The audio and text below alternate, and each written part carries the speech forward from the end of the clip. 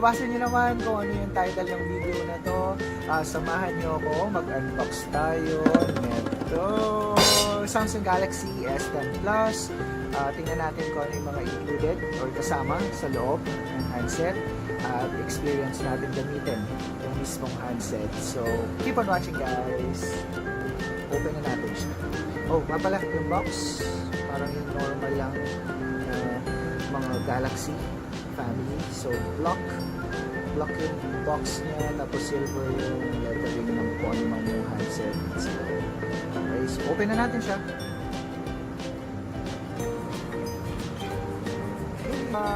Tapos ito sa kabila yung parang ano niya, parang documentations na kung ano yung pwedeng gawin, diba? So tingnan natin siya. Okay, so dito yung eject pin. Sana lang mag-focus. Ayan, tayo na mag-focus. Ayan, nag-focus na. So that is the eject pin. Mga documentations. Ooh! May kasama siyang protector case. Oh my god. Parang yung sa Note 9 ko rin, may kasama rin case. Nakakatuwa naman. Tapos warranty card, start guide or quick start guide, warranty card. So I think pareho lang naman yung laman nito. So hindi natin masyadong focus dito, no? Basta ang halaga, natuwa ako dahil may kasama na din siya ulit na case gaya ng Note 9 ko. Happy. Okay, so punta na tayo sa handset. Eto na guys, yung handset. So, ang ating napili ay Prism White. Kung ano siya. At ito ang kanyang likod. Ang ganda. Punta muna tayo dito sa ibang laman ng box. So, meron tayong sa charger. Tapos yung pagkukunetan para mabilis, transportation ng mga paglipat ng ano-ano man. Tapos ito ay ganyan, ayun, cable charger cable basta kung ano man siya, basta yung charger. Tapos ang ating AKG headphones in white as well. Ganda. Okay. Wala na. Lang.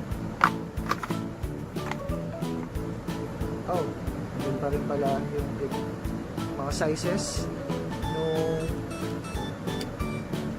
ating headphones. Andyan din. So, fit siya kung ano man yung size ng butas ng tenga. The usual naman. Wala naman tayo pa. So, diretso na tayo kay handset. Again, this is Prism White. Ito na yung handset guys. So, bago natin siya buksan, pakita ko muna kung ano yung mga nasa gilid-gilid yung buttons, diba? So, this is the Bixby button. This is the volume button. And sa taas, nandiyan yung SIM card and SD tray. This is the mic yan. Ayan. Tapos sa kabila naman ay yung power button. At sa ilalim ay yung headphone jack, yung sa charger, at yung speaker. Yun. So, try natin guys na buksan naman or gamitin ang ating eject pin. So, open natin yung SIM card or SIM tray na nasa taas. Ayan. So, ganyan pa rin. Hindi ko pa kasi nalalagyan ng SIM card. Hulog. So, dalawa pa rin ang pwedeng ilagay na SIM. Or, you can just choose one SIM and one SD card.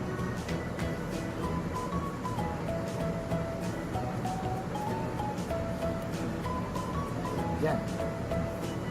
So, napansin ko nga pala sa kanya guys na sa tuwing ino-open ko siya, nag-iiba-iba yung wallpaper niya. So, I think nasa setting lang din yan. Kung hindi nyo gustong pa iba-iba, nasa sa inyo na yan, no? Pero ako gusto ko yung ganyan. Iba-iba yung nakikita ko. Tapos, mag-swipe, ayan siya. So, meron din siyang fingerprints, PIN or password. Nasa sa inyo na yan kung ano yung gusto nyo gawin or gamitin for security ng handset. So, explore ko na siya. Magpipicture muna ako selfie. Ano natin.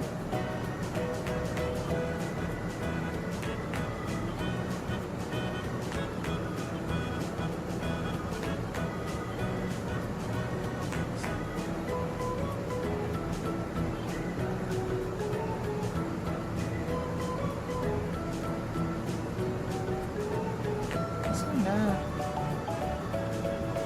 Wala, hindi ko na-save. Ayun guys, so share ko lang ng konti sa inyo yung nalaman ko kanina. So, about the cameras. So, yung front camera, meron actually yung dalawa, which is 10 megapixels and 8 megapixels. Tapos, this can record 4K video. While sa likod naman, merong tatlong cameras. Yung mid camera, this is a wide camera and that is 12 megapixels. Yung nasa gilid ay 12 megapixels as well. This is a telephoto. While yung camera naman na malapit sa flash ay 16 megapixels and this is the ultra wide. Wow, ganun. And this can record a 4K HDR video recording. Kanina ko lang nalaman. Galing.